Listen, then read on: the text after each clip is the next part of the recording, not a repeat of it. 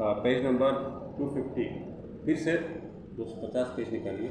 Establishing the new democracy. New democracy का मतलब है न्यू पीपल, नए लोग, नई सोच, नई आइडियोलॉजी, है ना। जो भी नया आता है तो वो नई चीज़ लाती है।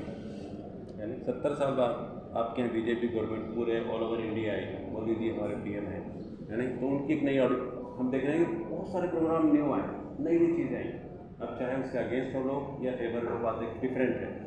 एक पार्टी के लोग में भी कुछ लोग डिफरेंट हो सकते हैं, होते हैं ना, इसमें भी हुए हैं। वो सेक्शन फिर अलग से बनाया, वो फिर उनके एंटी हो गए। उनको मनाने के लिए फिर उन लोगों ने कुछ मतलब अपने क्रिटिक्स को काउंटर करने के लिए एक प्रोग्राम बनाया। इस तरह की कहानी वही चलती है आगे। तो न्यू डेमोक्रेसी 1948 से 1965 तक है। The People's Republic of China government was establish 1949। 1949 में इसका एस्टेब्लिशमेंट हुआ, इसका फाउंडेशन हुआ। It was based on the principles of new democracy के प्रिंसिपल्स पर, सिद्धांतों पर ही आधारित थी। ये new democracy based an alliance of all social classes. जितने भी चाइना में सोशल क्लासेस थे, सामाजिक वर्ग थे, छोटे बड़े सब मिलाकर, उनसे मिलकर ये न्यू डेमोक्रेसी, ये न्यू पार्टी बनी थी। इसके बाद कहता है जब सोवियत यूनियन एंड यूनाइटेड, है ना, इस तरह से वहाँ पर ये एस्टेब्लिश हुई थी। Critical areas of economy, China के जो क्रिटिकल एरियाज थे इकोनॉमिक के फील्ड के, work put under the government ने अपने हाथ में रखे, है ना। गवर्नमेंट को मतलब किस तरह से इकोनॉमिक कंडीशन चाइना की आगे बढ़ाना है, एनहेंस करना है, ये गवर्नमेंट ने सीधे अपने हाथ में रखे। एंड प्राइवेट एंटरप्राइजेज, वो जितने भी अब तक प्राइवेट जो कामकाज थे लोगों के, यानी वो अब गवर्नमेंट से रिलेट हो गए। उनके काफ़ी हद तक उनकी जो ऑटोनॉमी थी अपने काम पर, वो राइट्स काफ़ी हद तक गवर्नमेंट ने ले लिए। नई गवर्नमेंट है, नई डेमोक्रेसी है, नई आइडियोलॉजी है, उसके तहत हो रहा है सब कुछ। And private ownership of land, यानी मेरी 100 बीघा ज़मीन है या 500 बीघा ज़मीन है, उसका मैं मालिक हूँ, वो अधिकार भी गवर्नमेंट ने कॉन्फिस्केट कर लिए थे। मतलब कॉन्फिस्केट कहते हैं, उनको वापस ले लिए थे, उनको हथिया लिए थे, ले लिए थे वापस, यानी वो अधिकार वापस। ये चीज़ है नई गवर्नमेंट जब आई, नई डेमोक्रेसी आई, तो ये होता है। Yes, known as private enterprises and private ownership of land were gradually ended। ये सब खत्म कर दिया गया धीरे धीरे। ये प्रोग्राम चला 1950 में, प्राइवेटाइजेशन करना, गवर्नमेंट को अपने जो जितने भी प्राइवेट काम थे गवर्नमेंट ने उनको विड्रॉ कर लिया, है ना, अधिकार वापस ले लिए। ये करीब 5-6 साल तक ये चीज़ चली। When the government declared that it would launch a program of socialist transformation, the Great Leap Forward movement, ये एक आंदोलन चला। ग्रेट लीप फॉरवर्ड, इसमें क्या हुआ, जितने भी चाइना के अंदर इंडस्ट्रियलाइजेशन को मैक्सिमम तरीके से इंडस्ट्रियलाइजेशन, औद्योगिक हम कहते हैं औद्योगिकरण, वो स्टार्ट हुआ इस मूवमेंट के अंदर। ग्रेट लीप फॉरवर्ड लॉन्च 1958 में ये लॉन्च हुआ। Was a policy to galvanize the country, पूरे कंट्री में फैला देना। क्या फैला देना? इंडस्ट्रियलाइज, और तेज़ी के साथ पूरे कंट्री में इंडस्ट्रियाँ एस्टेब्लिश कर देना। ये इस लीप फॉरवर्ड मूवमेंट के अंडर स्टार्ट हुआ 1958 में, इंडस्ट्री मूवमेंट की तरह। People were encourage to set up steel furnaces. Steel मतलब स्टील भट्टी जो होती है, स्टील बनाने की भट्टियाँ, लोगों से कहा गया कि आप अपने घर की बैकयार्ड में स्टील भट्टियाँ लगाएं, है ना, और वहाँ से इस तरह से भट्टियाँ लगाकर स्टील बनाएं और उसको इंडस्ट्री को सप्लाई करें, उनको दें। People were encourage to set up steel furnaces in the backyard in the rural areas, देहातों में, ग्रामीण में। पीपल्स कम्यून्स, कम्यून क्या आते हैं?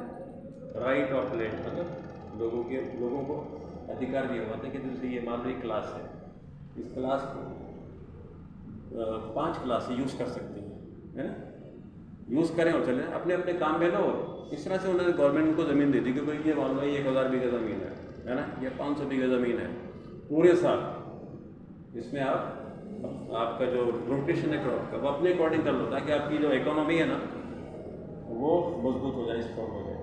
तो ये वो कहलाता है पीपल्स कम्यून, ये राइट्स हैं। पीपल्स कम्यून अभी लिखा है where land would be collectively, जहाँ पर पूरी ज़मीन को सामूहिक रूप से बोया जाता था, कभी कोई और उस पैदावार को डिवाइड कर लिया जाता था, collectively owned and cultivated.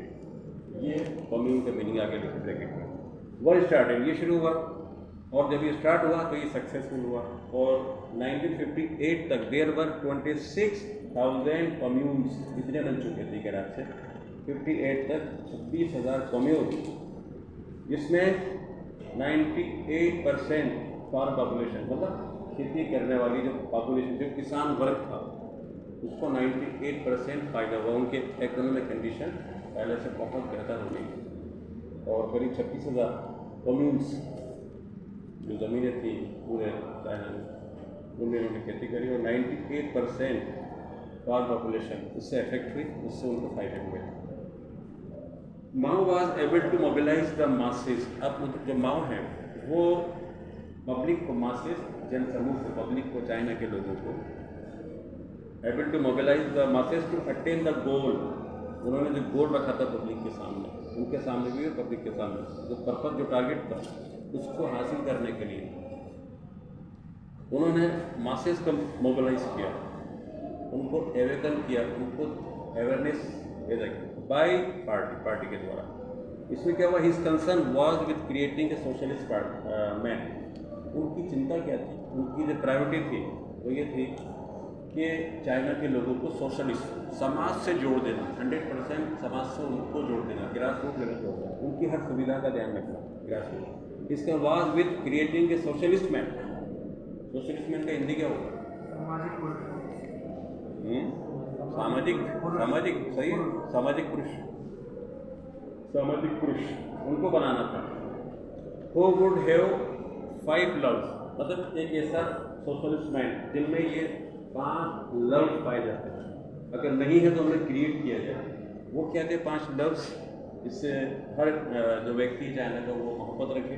Number 1 था फादरलैंड, मातृभूमि, अपन कहते हैं मातृभूमि, कहीं कहा जाता है फादरलैंड, है नहीं, पैतृक भूमि, यस। दूसरा प्यूपिल, आपस में ब्रदरहुड, आपस में भाईचारा, ब्रदरहुड, लोगों से लेबर, जो लेबर क्लास है उनके हितों का ध्यान रखा जाए, उनके इंटरेस्ट का ध्यान रखा जाए, इसके पीछे के पर्पस। साइंस का मतलब लेटेस्ट टेक्नोलॉजी, जो न्यू टेक्नोलॉजी है, यूरोपियन है, यूएस है, जो अदर, वो उसको शामिल किया उन्होंने। और पब्लिक प्रॉपर्टी, ये 5 लव्स के बाद इन्होंने स्टार्ट, ये लोगों में उन्होंने करके उन्होंने सोशलिस्ट मैन बनाना चाहा हर व्यक्ति, जिनमें ये 5 चीज़ें होंगी इनकी आइडियोलॉजी के अकॉर्डिंग, हर एक का नज़रिया अलग होता है। Mass organisations were created for farmers, बड़े पैमाने पर, लार्ज स्केल पर संगठन बनाए गए किसानों के लिए, महिलाओं के लिए, स्टूडेंट्स के लिए, एंड अदर ग्रुप्स, दूसरे ग्रुप। जैसे फॉर एग्जांपल, मिसाल के तौर पे अगर हम देखें, the all China democratic women's federation ये बनाई गई, और इसके जो मेंबरशिप थी 70 मिलियन मेंबर्स थे इसके, 70 एंड ऑल चेंजेस। सेकेंड है ऑल चाइना स्टूडेंट्स फेडरेशन, इसमें 3.29 मिलियन मेंबर्स थे। दीज ऑब्जेक्टिव एंड मेथड्स, माओ के ये ऑब्जेक्टिव, ये मकसद, ये टारगेट्स और ये तरीके जो उन्होंने methods, did not appeal to everyone. जिस तरह से एक पार्टी के अंदर कुछ लोगों को कुछ लोग डिसएग्री करते हैं अपनी ही पार्टी की आइडियोलॉजी से, पॉलिसी से, इसी तरह यहाँ पर भी इस पार्टी के अंदर भी, सीसीपी के अंदर, माओ के अंडर में जो पार्टी थी, वहाँ पर भी कुछ लोगों ने इनकी आइडियोलॉजी से डिसएग्री किया। वो कह रहा है objective and methods did not appeal to everyone, हर एक को वो प्रभावित नहीं कर पाई, उसका ये कार्यशैली, उसकी एक्टिविटी इन द पार्टी। इन 1953-54, 53 से लेकर 54 से 1 साल के बीच में, some were urging for more attention to industrial progress. कुछ का जो डिसएग्री कर रहे थे वो ये चाह रहे थे, वो उनका मकसद ये था कि इंडस्ट्री पर ध्यान दिया जाए, है ना, इन चीज़ों के अलावा industry, more attention to industrial organisation and economic growth. इंडस्ट्रियाँ बढ़ाई जाए और इकोनॉमिक ग्रोथ की जाए, इंडस्ट्री बढ़ेगी तो इकोनॉमी बढ़ेगी, हर एक की माली हालत पहले से बेहतर होगी। ये क्या, अब इसमें नाम आता है Liu Shaoqi and Deng Xiaoping, ये दो नाम आता है। Try to modify the commune system, इन्होंने कम्यून सिस्टम जो माओ के अंडर में चल रहा था अब तक, कम्यून सिस्टम, उसको बदलना चाहा, उसमें कुछ चेंजेस करना चाहेंगे। System as it was not working, क्योंकि उनका ये मानना था कि ये कम्यून सिस्टम ढंग से काम नहीं कर रहा, एफिशिएंटली अपना काम नहीं कर रहा था। ये कहकर ये तर्क दिया उन्होंने, ये क्लू दिया और इसको उन्होंने वो किया। द स्टील प्रोडक्ट, और उसके बाद घरों के बैकयार्ड में जो स्टील प्रोडक्शन हो रहा था हर घरों में, उसको उन्होंने रुकवा दिया। The steel production in the backyard furnaces was unusable industrially, है ना, इंडस्ट्री में उसका इस्तेमाल कुछ भी नहीं था, इसलिए वो चीज़ बेकार थी। उसको भी उन्होंने डिसाइड कर दिया कि ये जो एक निकाली गवर्नमेंट ने पॉलिसी कि हर घर के बैकयार्ड में स्टील बनाया जाए, फिर उसको प्रोवाइड किया जाए इंडस्ट्री में। तो उन्होंने कहा कि इंडस्ट्री में इस स्टील का कोई यूज़ नहीं, तो हाँ ये स्टील नहीं चलेगी, ये कहकर उसको बंद कर रहा है। अब आता है कॉन्फ्लिक्टिंग विजन्स। यहाँ विजन भी एक देखा जाए, यहाँ जो विजन्स आया वो दो नेता थे, उनका विजन अपनी ही पार्टी के लोगों से कॉन्फ्लिक्ट कर गया, मतलब जिसे कहते हैं फ्रिक्शन, डिसएग्री कर गए। तो यहाँ डिसएग्री आप कह सकते हैं, डिसएग्रीइंग विजन से यहाँ 1964 से 78 का। The conflict between the Maoist, अब माओसिस्ट मतलब माओ पार्टी के लोग and the people of the Mao party, Maoist wanting to create a socialist man, ये चाह रहे थे सोशलिस्ट मैन क्रिएट करना चाइना में। एंड दोस्त, और जिन्होंने एतराज़ किया था उनकी आइडियोलॉजी पर, rather than expertise culminated in Mao launching the great proletarian, इसे कहते हैं proletarian, एक हार्ड वर्ड है, proletarian means working class people. लिख लेना, थोड़ा वर्ड ऐसे हैं जो अक्सर इनके मीनिंग दिमाग से निकल जाते हैं क्योंकि कभी पढ़ने भी नहीं आती है, स्पेशली द प्रोलेटेरियन। तो माओ ने क्या किया, माओ और उनकी पार्टी के लोगों ने इन अपनी ही पार्टी के लोग जो डिसएग्री कर गए थे, यानी उनकी क्रिटिकल पॉइंट ऑफ व्यू को काउंटर करने के लिए, उसका सामना करने के लिए माओ ने, मार्क्सिस्ट के लोगों ने इस तरह का ये कल्चरल प्रोग्राम स्टार्ट किया उन लोगों के लिए, है ना, उनको उनका सामना करने के लिए। वो क्या था, ग्रेट प्रोलेटेरियन कल्चरल रिवोल्यूशन, ये चाइना में इन्होंने क्रिएट की 1965 में, टू काउंटर हिज एथिक्स, अपने आलोचकों जो इनके आलोचक थे उनके पार्टी के लोग, उनको उनका सामना करने के लिए ये प्रोग्राम शुरू किया इन्होंने। द रेड, अब इसके लिए इन्होंने क्या किया, द रेड गार्ड नाम रखा इन्होंने, red guards mainly students and the army. Red guards किसको बनाया गया, स्टूडेंट्स को बनाया गया और आर्मी को बनाया, इन दो से काम लिए गए। Red guards army was use for a campaign against old culture, old customs and old habits. उन्होंने चाइना के अंदर एक ज़माने से, है ना, चली आ रहे कस्टम्स, पुरानी आदतें, पुरानी सोच विचार, एंटीक्वेटेड थॉट्स, कंजर्वेटिव थॉट्स, उनको रिप्लेस किया जाना था विद द न्यू वंस। इस तरह का अभियान चलाया गया, इसके थ्रू रेड गार्ड में स्टूडेंट्स है और आर्मी है।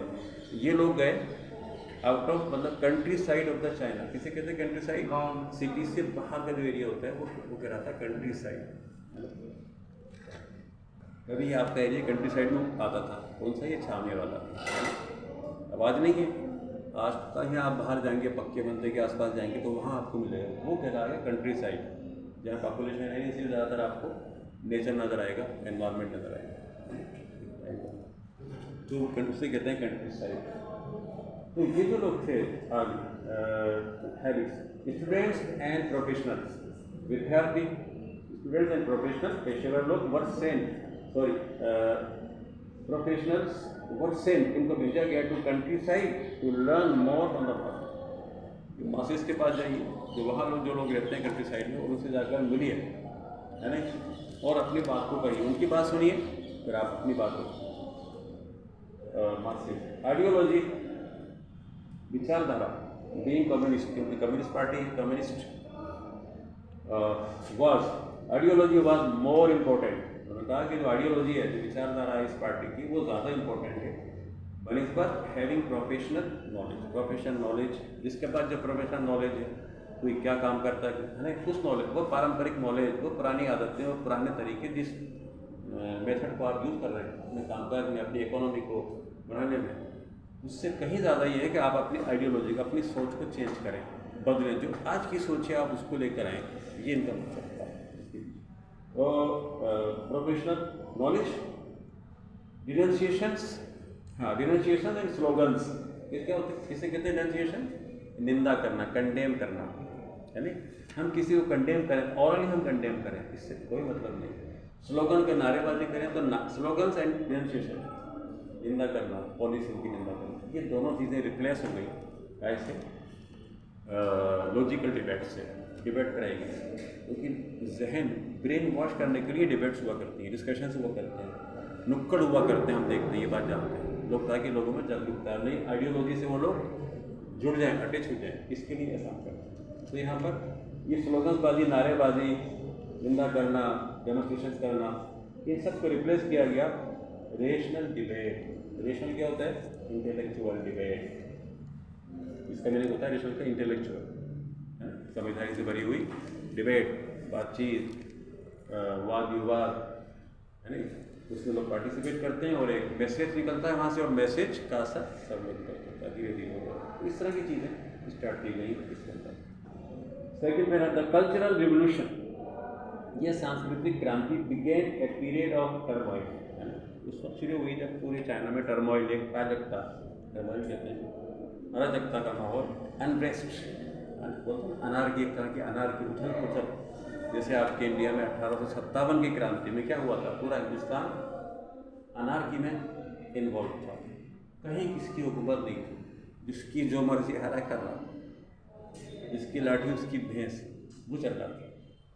वैसे हालात पैदा हो जाते हैं फिर धीरे धीरे उस वक्त फिर the cultural revolution began a period of turmoil weaken the party. इस अनारकी ने चाइना के अंदर पार्टी को वीक कर दिया, पार्टी कमजोर हो गई and severely disturbed the economy. और इससे जब पार्टी वीक हुई तो पूरे चाइना की क्या जो इकोनॉमी थी पहले से कहीं डाउन हो गई, बहुत कम पैसा, इकोनॉमी डाउन हो गई। और चलिए इसके बाद में लेते हैं।